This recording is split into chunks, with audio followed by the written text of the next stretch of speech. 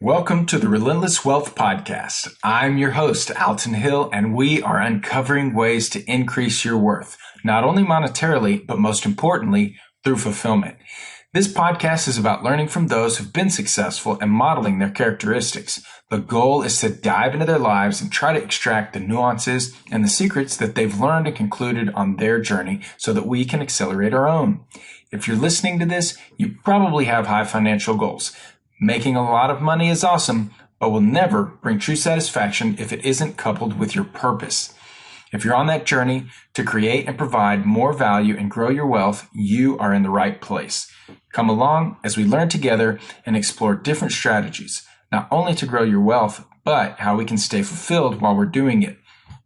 If you're new to the podcast, welcome. We have several other podcasts available. Check it out on iTunes or check it out on YouTube. It's on the futuremoneytrends.com YouTube channel.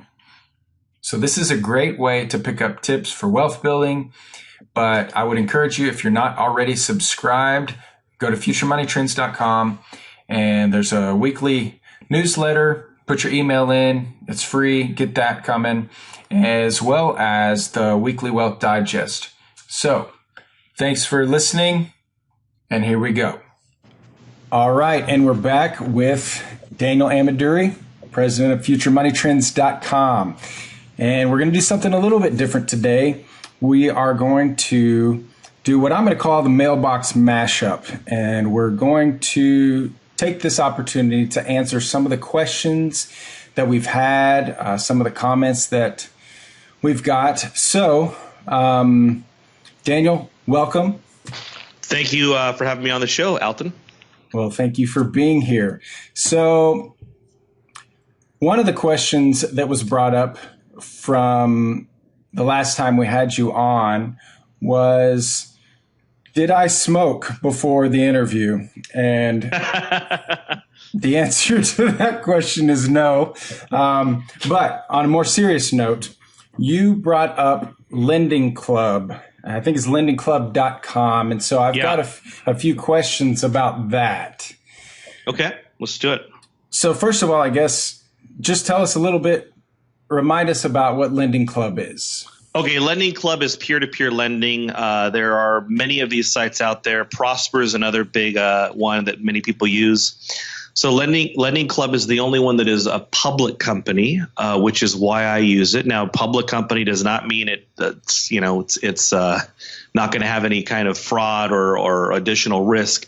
It does mean there's additional disclosure, and if there was any kind of misrepresentation, then it's a little bit more scrutinized, or at least it should be. So I use Lending Club, and what it is on the consumer side, it's people looking for personal loans.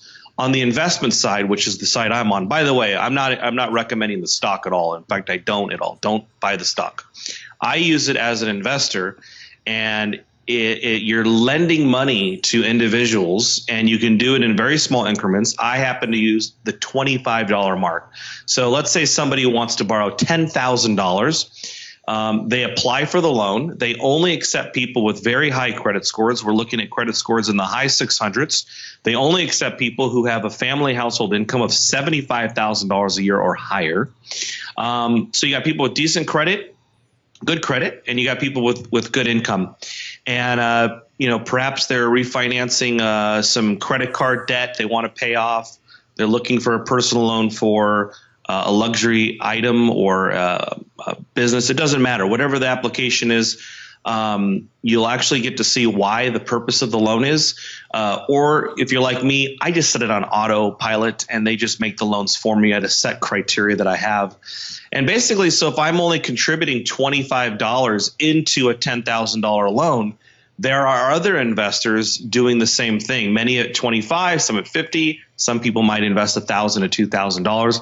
I have over 3,500 of these things, maybe more than that, 3,700, and they're all $25 loans, but they're just in a pool. So, out of that, all those loans, I've got 5 of them that have defaulted, which, hey, that's $125 think I have about $72,000 in Lending Club right now. Wow. And really, it was a test and an experiment to kind of see what it would do for the Future Money Trends members. And, I've been doing it for a year now, and I'm very happy about it. And I think I'm probably going to put some more money in it. And it's, I generate a net adjusted annual return of about 11%. I think the real return should be 16, but you've got late, you've got fluctuations, you've got people in grace period. So it's right now it's at 11%. It hovers right around that area. Sometimes it'll go up to just over 12. And I'm very happy with it. So Lending Club is a great vehicle for people who are looking for income to either compound their wealth by purchasing more Lending Club notes or more. They could redirect the funds to something else, or use it for income if you want it to. Although, of course, it takes a lot of money to have that be meaningful income. But for now, I'm a happy camper with Lending Club. I like it, and I've also expanded to other types of pure lending as well now. So, what's the real appeal to you for using Lending Club? I mean, is there anything else that you might compare that to, or if I'm someone sitting at home thinking about, should I do A or B? What do you think is the appeal of Lending Club? I want to be the bank. And, you look at whether it's JP Morgan or thousands of years of history, the lenders are the ones that are going to make the money. In fact, I think it's Albert Einstein who said, those who understand compound interest earn it. Those who don't pay it. That's it. So people pay these notes just like they pay their credit card, because Lending Club, like any other credit agency, whether it's, Chase or Bank of America, Wells Fargo, they will take you to collections. They will garnish your wages. They will, of course, do the whole phone call thing if you're not making your payments. So look, it's basically I'm able to tap into an infrastructure that allows me to be a creditor. And creditor, outside of being an insurance company, creditors are one of the best businesses historically. So now I've gotten into, I've also expanded into First Trust Deeds with Peer Street, another peer-to-peer lending website. Only this one is backed by physical real estate. And I've also dabbled a little bit into this website called Rich Uncles, which is a private real estate investment trust. That's paying about 7%. Peer Street's paying about 8%. Now, of course, real estate, the real estate trust is backed by many great properties like Walgreens and Chevrons. And the Peer Street is backed by individual single family homes with I'm about 70% loan to value on those. So meaning the people have 30% skin in the game. These are good loans. And then I've got Lending Club. So it's like it's an income portfolio that, I'd rather you're not dealing with the day-to-day fluctuations that you have to see on a publicly traded stock. And right now there really is nowhere else to get good paying yield. And I think this is actually a great place anyway, because this is where the banks go. You look where the banks do invest their money. They buy mortgages and they buy credit card debt. Yeah, I mean, and I think from my perspective, just logging on there, transferring some money, it's a really simple thing to do that if you said, hey, Alton, you should start a bank, I'd be like, whoa. But to be able to have this vehicle already in play and to just be able to go and do that, I think is a great thing. Sure. And you look at like 3,600 loans and they're all in $25 increments. How bad is it ever going to get? And by the way, these peer-to-peer lending sites in 2008, they were brand spanking new. So what happened was they had a lot of defaults and it was really ugly. Went through a lot of pain because they went through the biggest financial crisis. And so what they did was they tightened it up. They raised those credit scores requirements. They raised the income requirements. They did everything they could to prevent having another 2008 happen to them. Yeah. So one more thing is, when we talked about this last, I went on there, I got on, set up an account, and they're not advertising 11% returns. So how how are you able to get the 11%? I think that when I was looking on there, they were saying maybe, I don't know, 6 to 9% or something. Yeah, I think they advertised like 5.7 to 7.5% rate of return. But upon researching it and looking at their historical returns, if you aimed high and took the riskier borrowers who were paying anywhere from 20 to even 29%, you would historically see a return of somewhere between 10 and 15%. So that's what I did. I'm loaning to the riskier borrowers who may have some defaults in their credit history, but still they have at least a 640 credit score, and they're still making over $75,000 a year. So perhaps their defaults are something that might have happened from a job loss or the 2008 financial crisis. Overall, look, if a household's making over $75,000 a year, they have decent credit. I don't think they're purposely going to commit credit suicide by defaulting on this. So, the credit score, I have no interest in it, and it's not been important to me for a long time. But I know it's a currency to many, many people out there. So, I'm banking that people, especially people who are contacting Lending Club to refinance whatever kind of debt they have, are going to pay their bills. So I actually buy my current allocation is, I'm heavy into C, D, and E type debt. And those are the people who are paying very, very high interest rates. All right. Well, thank you for all of that information. And moving on to the next question, or I guess bucket of questions that I've received, is about the stock market and investing there. And so I think that when people start out to gain more wealth, they think about the stock market, and at some point they realize that they have to stop trading time for money in some shape or fashion. So I thought that it would be good to just talk about 401ks for a little bit, because I've heard differing opinions on whether that's a good vehicle or whether it's not for maybe someone who's working the 9 to 5, or if they have their 401k matching. So I'd just like to get your opinion about the 401ks, and what are your thoughts? I overall don't like the 401k. It's an experiment that started in the early 80s. It was passed in the 70s, but didn't really take effect till the early 80s. We're now seeing the fruition of it. It's pretty much a failed experiment when it comes to using it for retirement. And 60 Minutes and others have done studies on the 401k. Everybody's getting ripped off like nobody could even believe. I mean, it's literally people are losing 1/3 of their supposed returns to fees over the course of 30 years. Now, with that said, if your employer is giving you a 50% match or higher, even up to 100% for many people, I'd find it hard not to do it, because if you're getting a guaranteed of 100%, even if the market collapsed 50%, and even if you're being eaten alive by fees, you still should be able to come out on top if your employer is giving you 100%. And you can always direct it towards some U.S. blue chip stocks, which to technically are practically blue chip international stocks, because Coca-Cola is in practically every country in the world, and that would be considered a U.S. blue chip. Same thing for Walmart. It's over 50% outside of the U.S. now as far as its revenue. So, I would feel comfortable with that. I'm not worried about U.S. blue chips going away over the next 50 years.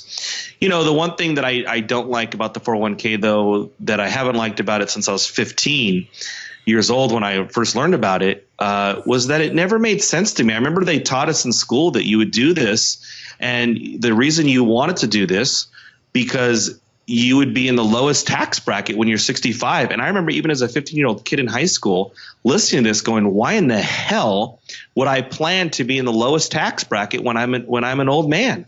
I want to be in the highest tax bracket. I want to have looked back and said, man, I over-delivered. I am producing so much income in my 60s that when I retire, I'm in the highest tax bracket because I was successful.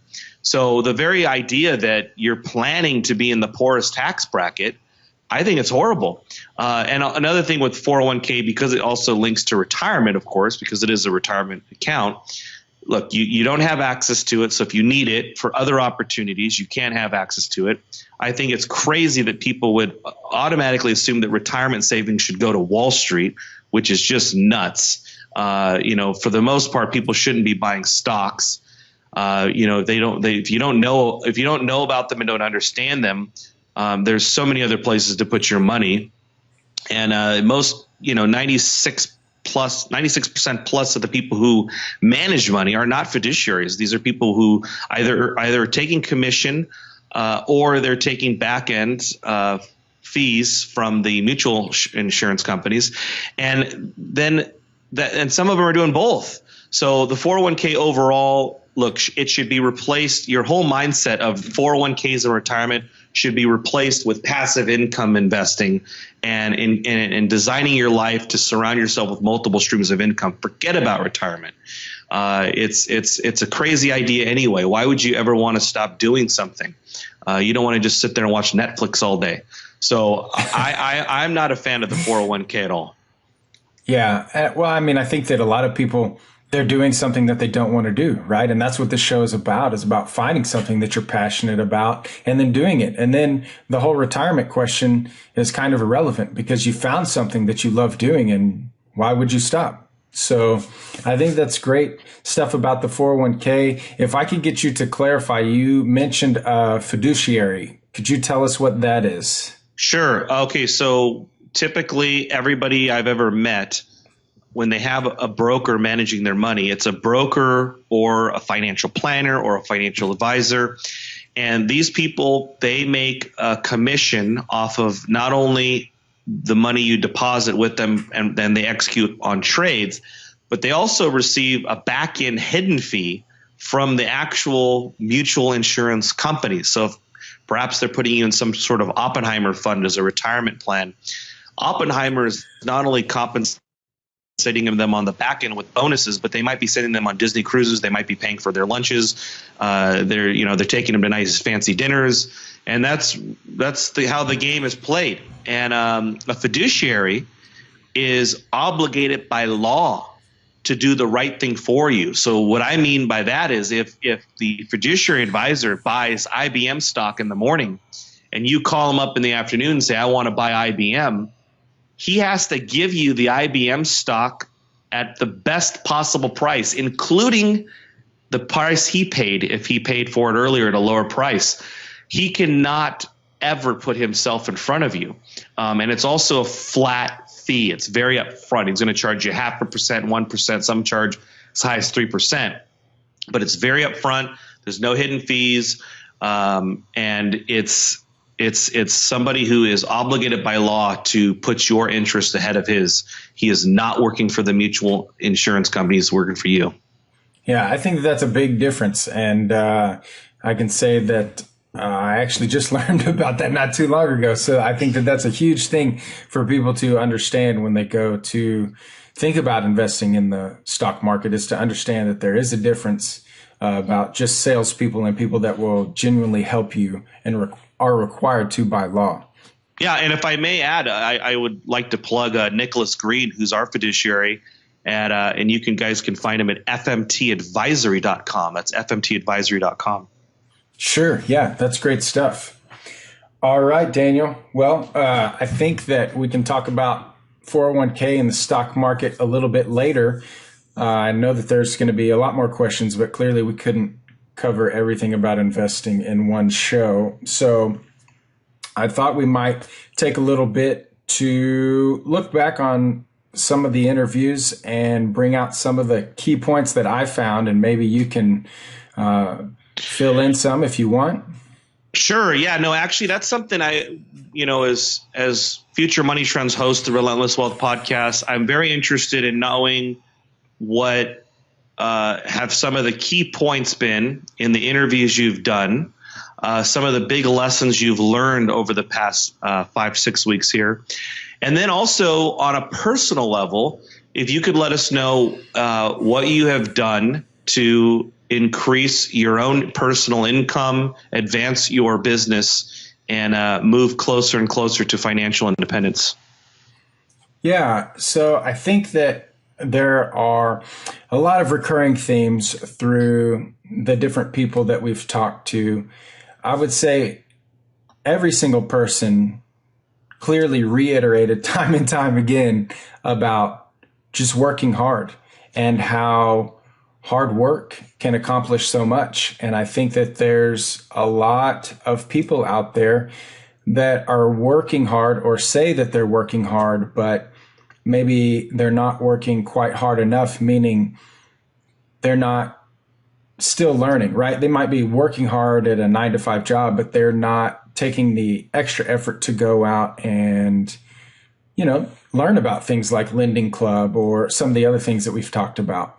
So number one, and people know that, right? They know that they have to work hard, but that's a clearly defined thing when I'm talking to everyone. Sure. And you got to work smart. But part of it is just being relentless, as the show is called, right? Yeah. And I would say that, even through this podcast, some of these first few have been pretty rough, but people have still been reaching out. And so just getting out there and, taking massive action makes a big difference, and it does create an impact. So I think that that's huge. The other thing that has been reiterated is about your network, and not just your network, meaning the people that you know, but the people that are close to you, maybe your mentors or the people that you associate with on that business or say success level, how important that is and how you need to be doing that. And if you don't have a good team around you, back to the first point, you're going to have to do a lot of hard work because you're not really leveraging smart people and good people that are maybe more experienced in those areas and can make your life a lot easier. So that's something that I guess the way I was raised, that wasn't really a focus. And so, but that's something that all of these successful people are doing, is that they're surrounding themselves with the right people. Sure. Yeah, no, it's a constant theme when you're investing and in life as you're building your own business. But man, I have seen amazing businesses with great assets be destroyed by horrible people, by incompetent people. And I have seen companies that don't have the best asset, they don't have the best company, but man, their shareholders love them because the management team knew how to deliver value. Smart people. Yeah. Yeah. The other thing is actually a quote, but it's hope isn't a strategy. So I'll say that again. Hope isn't a strategy. And I think when we talk about, like the 401k thing, and it's just that people, they're not actively pursuing something. They're just, well, when I retire, I hope I get this or that, or I hope that the stock market does okay, and that I don't have to move back in with my children or whatever it is.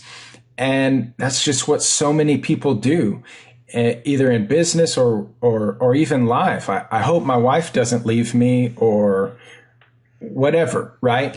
And that's not a strategy. And so if that's what you find yourself saying, that a red flag should come up and be like, wait a second, you can't just hope that something's going to work out. You need to be doing the hard work. You need to be finding the people that are going to help you get there. So that's another obvious one, but I think that sometimes you can find yourself doing that in many different areas of your life. I think that's almost everybody's investment plan. When you talk about the 401k, it's hope. And for the most part, people don't buy things for income. They buy things because they hope they'll go up, and they hope somebody else in a future date will buy it at a higher price. That is essentially the investment strategy for most people, especially retirement savers. Yeah, for sure. And then I would say that the final thing, and maybe most impactful for me, maybe just on that personal level. But every one of these people has had some sort of disaster, catastrophe, maybe even a failure, right? Where they were trying, they're working hard, they're doing all these things, and then somehow or another, it just wasn't working. And every time I ask the question, well, why didn't you just give up? Or why didn't you stop trying? Or why didn't you just go find something else? For every successful person, they don't even understand the question. It's like, what are you talking about? It's like, no, you just keep hammering away. You just keep moving and you find a way to make it happen. You start putting in that work and you get smarter about it and you learn and you just keep going, and you can see the wealth and the success that has been built because of that attitude. And I would say throughout my life, that isn't an attitude that I see a lot of. It's out there, but I don't think that that's a prevalent attitude. And I think that if you want to be successful, if you want to grow stronger in any area of your life, you've got to have that attitude, that not quit. Just take the beating and just keep going. Sure. I mean, if you have a plan and you just stick with it and you just refuse to not keep moving forward, which I hope from people listening to this show, the plan to have financial prosperity and financial independence, that if you just stick with that plan, and you don't care what other people say, and you just keep moving forward, eventually you will achieve that. And I've seen it time and time again from so many people who've had setbacks or they're building something. None of this happens overnight. Everybody feels like they're a failure because they didn't get rich in a year. When you look at some of the most famous people, like a Mark Cuban or a Robert Kiyosaki. I mean, everybody knows who Robert Kiyosaki is in the if you're trying to have financial independence. Robert Kiyosaki, I don't even think he went on Oprah till he was like in his late 40s or 50s. Same thing with Cuban. Probably in his 20s and 30s was still living at home. Now he's in his late 50s and he's a billionaire now. But so many of these people, you look back and it took them a decade or more, many times a lot more than a decade. And but what happens? They just kept grinding it out. Yeah. I mean, even I think if you look at the chart of Warren Buffett, and I can't remember the specifics right now, but a lot of his money was made after he was, 50 or 60, right? Yeah, I think he was just a $500 million chump at like age 50 and or 40 or something. But for sure, like the massive amount of wealth that he created was after 50 years old. Alton, on your own personal business, I know you're currently employed, but you also have a business. Have you done anything in the last 30 days since you started the podcast to acquire new customers, help current customers out, something that you've been able to deliver value to other people? Yeah, definitely. I mean, we've, I guess talking to a lot of the people here on the show has kind of made me realize and focus more on the value. And what I mean by that is that there's kind of this idea in my mind that if you have a business and you have a talent about doing something, you've got to get in front of your customers. You have almost, in my mind, a moral obligation to serve them because that's your gift. And so thinking about that, I've been really trying to reach out and to get more customers, and it's working. We've probably as busy as we've ever been. So it's been good. And it's kind of peculiar to me that just a little bit of your mindset shift can create so much opportunity, which I guess in some ways that's kind of abstract, right? But it's a real thing. So I definitely say that. Sure. And, is it something that's on your mind? Would you say every single day you're thinking of how you can help people? I mean, because I think that's one of the things that, every day when I'm up, one of the things I'm just looking back, kind of connecting the dots, I've always tried to figure out how can I over deliver? How can I, help anybody? My main thing is I spend probably 4 or 5 hours reading every day because I'm researching. If I'm not researching the economy, I'm researching how can I help people make more money. And it is liberating not thinking about the money and more about thinking about the value that you can deliver. Yeah, most definitely. And I've even, I've done some other things too with my business, in that I've been providing a certain amount of things, right? With graphic design, you can do logos and you can do websites, but I'm even in some talks with some people about being able to do applications for people too, right? Which is kind of branching out, but it's an area that we haven't been delivering in for certain customers or clients. And so, just like you said about figuring out what it is that the people need and then finding a way to do it. So it's good stuff. All right. Well, that's all the questions I have for you. So if you have any more in the mailbag, let's do it. Otherwise, I think this would be it, right? Yeah, no, I mean, I think that that's a good start for the mailbag. As far as that goes, I think we can take some more time later to get into some of the stuff that'll take a little bit more time. Where can people email you? Because, guys, I really want you, if you have a question, we're going to do one of these probably once a month, every 4 to 6 weeks or so on the Relentless Wealth podcast. So if you have a question you want answered, we're happy to answer it for you. Just send it to Alton at futuremoneytrends.com, I believe, right? You got it. Thanks, Alton. Thank you, Daniel. So I hope that everyone will think about how these things can improve your life, and hope that you get motivated to think more about pursuing your own greatness. And I want you to think about taking action right now. If this has brought value to your day, or you're inspired to focus more on what you're passionate about, if you're focused more on building wealth, please like, subscribe, or if there's someone that you know that could benefit from this, please share it with them. As always, thanks for listening, and get those questions, comments to me.